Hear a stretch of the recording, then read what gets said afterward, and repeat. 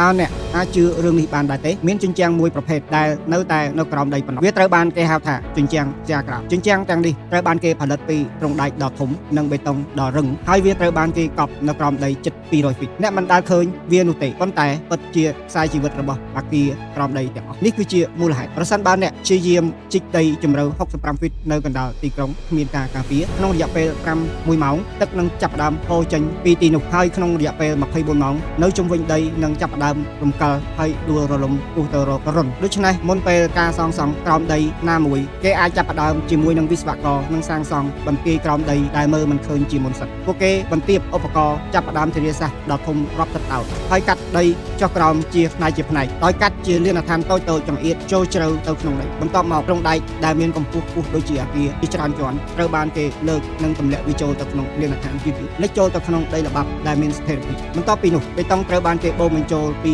បាតឡើងមកលើរុញដីល្បាប់ចេញហើយចាក់សោអ្វីៗគ្រប់យ៉ាងធ្វើឲ្យនៅទីកន្លែងរឹងមាំនៅពេលដែលវារឹងមាំជញ្ជាំងបេតុងពង្រីកជាបន្តនឹងកើតជាជញ្ជាំងនៅក្រោមជើងរបស់អ្នក